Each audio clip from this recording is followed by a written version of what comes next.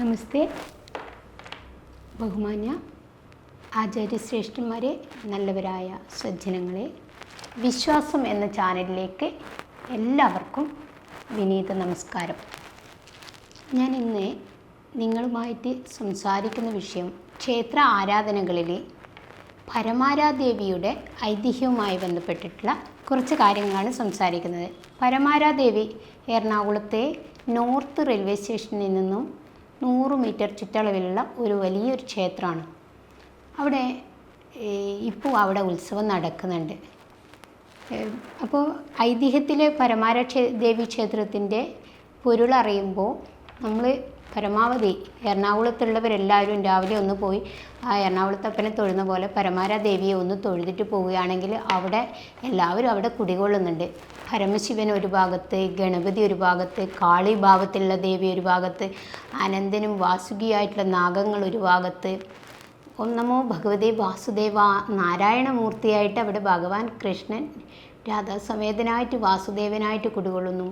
കുറച്ചിപ്പുറത്ത് അവിടെ ബ്രഹ്മരക്ഷസ്, അങ്ങനെ എല്ലാ ദേവീദേവന്മാരുടെയും ഒരു ക്ഷേത്രമായിട്ട് പരമാരാദേവി ക്ഷേത്രത്തിൽ കാണാൻ പറ്റും.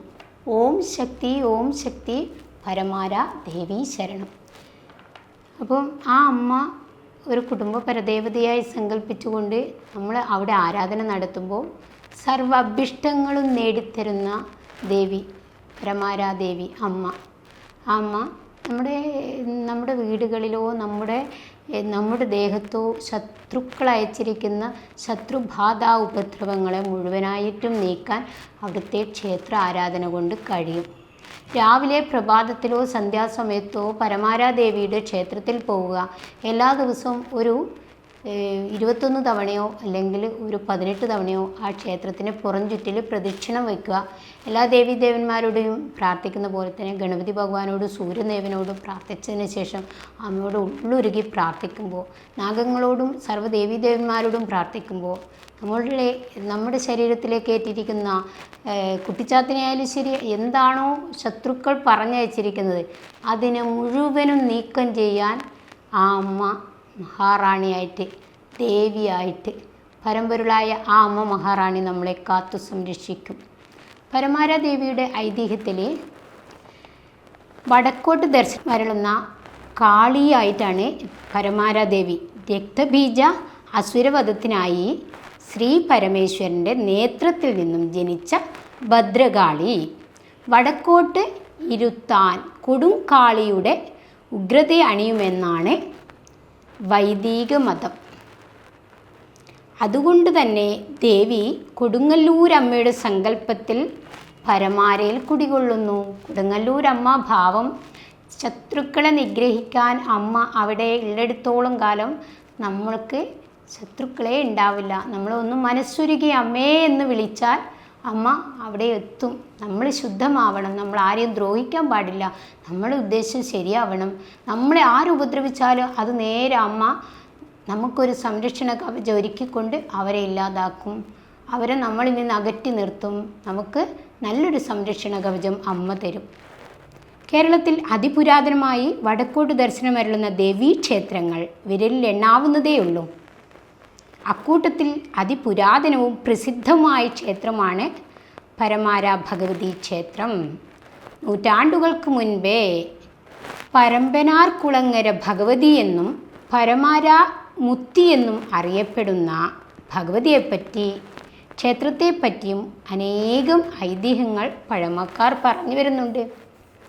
ഐതിഹ്യകാലത്തെ ഒരു പരദേശി ബ്രാഹ്മണൻ ദേശാടനാർത്ഥം ഋഷിനാഗക്കുളത്ത്, അതായത് ഋഷിനാഗക്കുളാണ് പിന്നീട് എറണാകുളം എന്ന പേര് വന്നത്, ഉച്ചപൂജയ്ക്കായി പരമ്പയാർകുളങ്ങര എന്ന സ്ഥലത്ത് തൻ്റെ ഉപാസനാമൂർത്തി ബിംബങ്ങൾ ദേവീദേവൻ വെച്ചു അത്രേ.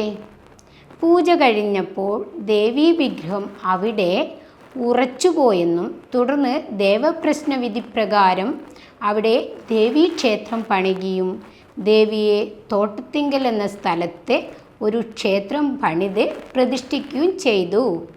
ഇന്ന് ഈ ക്ഷേത്രം തോട്ടത്തിങ്കൽ ശ്രീ ധർമ്മശാസ്ത്ര ക്ഷേത്രം എന്ന പേരിൽ അറിയപ്പെടുന്നുണ്ട്. ചേരനെല്ലൂർ കാർത്തകന്മാരാണ് ഈ ക്ഷേത്രത്തിൻ്റെ ഊരാളന്മാർ. കൊച്ചി രാജ്യത്ത് ചേരനെല്ലൂർ പ്രവിശ്യയുടെ ഭരണകർത്താവും മഹാമാന്ത്രികനുമായിരുന്ന ചേരനെല്ലൂർ കുഞ്ചുകർത്താവിൻ്റെ ഉപാസനാമൂർത്തിയിൽ ഒന്നായിരുന്നു പരനാർകുളങ്ങര ഭഗവതി. ഈ പരമ്പനാർകുളങ്ങര ഭഗവതി എന്ന ഈ കൊട്ടാരത്തിൽ ശങ്കുണ്ണി നമുക്ക് അവിടെ വിഖ്യാതമായ ഗ്രന്ഥത്തിലൊക്കെ ഈ ക്ഷേത്രത്തെപ്പറ്റി പ്രത്യേകം പ്രതിപാദിച്ചിരിക്കുന്നുണ്ട്. കുംഭമാസത്തിലെ ഉത്രാടത്തിന് കൊടി കയറി പൂരട്ടാതി ഉത്രട്ടാതി നാളുകളിൽ ഇരുവിഭാഗം താലപ്പൊലിയോടുകൂടി ആഘോഷിച്ച് ക്ഷേത്രത്തിന് ഭരണി നാളിൽ കൊടിയിറക്കിക്കൊണ്ട് പൂജകളും കുരുതി അങ്ങനെ എല്ലാ ആഘോഷങ്ങളാക്കിയിട്ട് അവിടെ ആചരിച്ചു പോരുന്നുണ്ട്. കരയും മനസ്സിന് ചിരി പകരും അനുഭവം, എരിയുന്ന നാവിന് മധുരതര സൽഫലം, ചൊരിയുന്ന ഭക്തിക്കു പകരമൊരു നൽവരം, പരമാര വാഴുന്ന വരദ പരദൈവതം. അമ്മ അവിടെ കുടികൊള്ളുന്ന ആ പരദേവതയുടെ കുടുംബക്ഷേത്രമായിട്ട് നമ്മൾ സങ്കല്പിച്ചുകൊണ്ട് ഒന്ന് ആരാധിച്ചു വരികയാണെങ്കിൽ പരമാരാദേവി നമുക്ക് കൂട്ടുകാരിയായും അമ്മയായും ഒരു നല്ല മുത്തശ്ശിയായും ഒക്കെ നമുക്ക് കൂടെ വന്ന് നമുക്ക് സംരക്ഷണം തരും. നമ്മളിലുണ്ടാവുന്ന ശത്രുക്കളെ മുഴുവൻ നീക്കിക്കൊണ്ട് നമുക്ക് ഇച്ഛാശക്തി, ജ്ഞാനശക്തി, ക്രിയാശക്തി, നല്ല ബുദ്ധിയോടുകൂടി നമുക്ക് ഉണർന്ന് പ്രവർത്തിക്കാനും നല്ല രീതിയിലേക്ക് നല്ല മണ്ഡലത്തിലേക്ക് നമുക്ക് ഇറങ്ങിച്ചെല്ലാനും എല്ലാവിധ ശത്രുക്കളെയും ഒഴിവാക്കിക്കൊണ്ട് നമ്മുടെ ജീവിതത്തിലെ എല്ലാ പ്രയാസങ്ങളെയും മാറ്റി ഉണർവും ഉത്തേജനവും നൽകി നമുക്ക് ജീവിതത്തിൽ എല്ലാവിധ ദർശനങ്ങളും നൽകാൻ അമ്മ പരമാരാദേവി അവിടെ കുടികൊള്ളുന്ന നമുക്ക് വേണ്ടി. മനുഷ്യ മനസ്സുകളെ നിങ്ങൾ ഒന്ന് ഉണർന്നു പ്രവർത്തിക്കുക. ആ അമ്മയുടെ എറണാകുളത്ത് വാഴുന്നവരെല്ലാവരും താമസിക്കുന്നവർ ആ അമ്മയെ പോയി കാണുക. നമ്മൾ നല്ല രീതിയിൽ അമ്മയെ ആരാധിക്കുക. നമുക്ക് എല്ലാവിധ മംഗളങ്ങളും ആ അമ്മ നൽകും. എന്നെ ശ്രവിച്ച നല്ലവരായ സജ്ജനങ്ങളെ എല്ലാവർക്കും അമ്മയുടെ അനുഗ്രഹം ഉണ്ടാവട്ടെ. ലോകാ സമസ്ത സുഖിനോ ഭവന്തു. എല്ലാവർക്കും ഒരിക്കൽ കൂടി നന്ദി, നമസ്തേ.